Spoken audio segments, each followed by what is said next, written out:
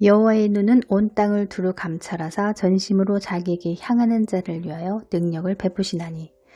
유다 왕 아사는 하나님 앞에 마음이 온전한 자였습니다. 신앙의 회복을 위해 마음을 다하여 하나님을 찾았고, 자신의 모친 마아가가 아사라의 가증한 목상을 만드니 우상을 찍고 어머니 테오의 위를 폐하면서까지 신앙과 왕실개혁, 우상숭배를 근절하겠다는 강한 의지를 표명하며 하나님 앞에 마음을 다하고 뜻을 다하는 열심을 보였습니다.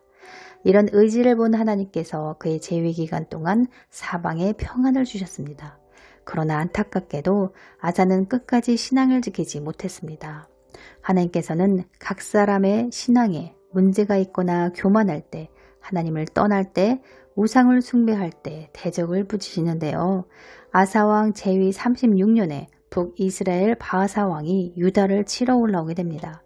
신앙이 느슨해지고 세습화된 아사는 하나님을 찾지 않고 이방 군대, 즉 아람 왕 베나닷을 의지하는 우를 범하게 됩니다. 하나님께 드린 예물, 곧 여호와의 전 곳간과 왕궁 곳간의 은금을 취하여 다메섹에 거한 아람 왕 베나닷에게 보내며 이방 나라의 군대를 용병하는 일에 예물들을 사용하는 불신앙적 태도를 보이기까지 합니다.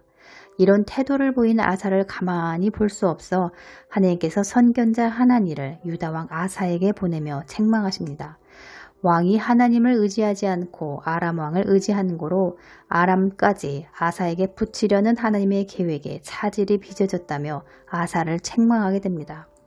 아사가 베나닷이 아닌 하나님을 의지했더라면 아람의 베나닷은 물론 북이스라엘의 바하사까지도 물리쳤을 것인데 그의 불신앙으로 말미암아 그렇게 할 수 없게 된 것에 대한 책망이었습니다. 하나님을 의지하지 않고 그분을 떠나 있을 때 나타나는 증상 중 하나가 바로 두려움입니다.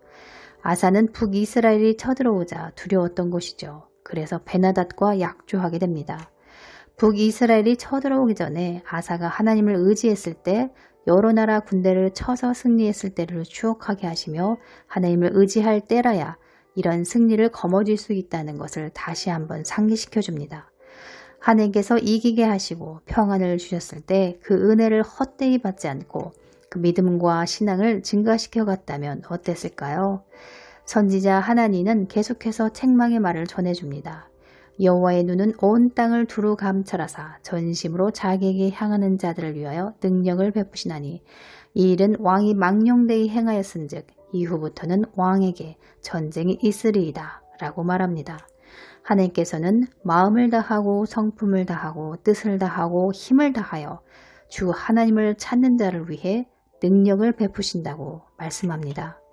이 말은 항상 그분을 바라보고 그분을 생각하며 어떤 일이든지 그분께 엽죽고 그분과 동행하며 듣고 순종하는 삶, 열릴 때까지 찾고 구하고 두드리는 자에게 능력을 베푸시는 하나님이라는 것을 말씀하고 있는 것입니다. 적당히 신앙생활하며 안일한 자, 불신앙과 목이 굳은 자, 전심으로 그분을 찾지 않는 자에게는 능력을 베푸시지 않는 하나님임을 배우게 되는 대목입니다. 이렇게 책망의 말을 들었음에도 아사는 회개하지 않고 목을 곧게 하며 오히려 자신의 신앙을 지적해준 선지자 하나냐를 옥에 가두며 백성을 학대하는 완악함을 보이게 됩니다. 마음 상태가 얼마나 중요한지를 배우게 되죠. 하나님께서 우리를 보실 때 마음의 상태와 태도 그리고 자세를 보시지 않습니까?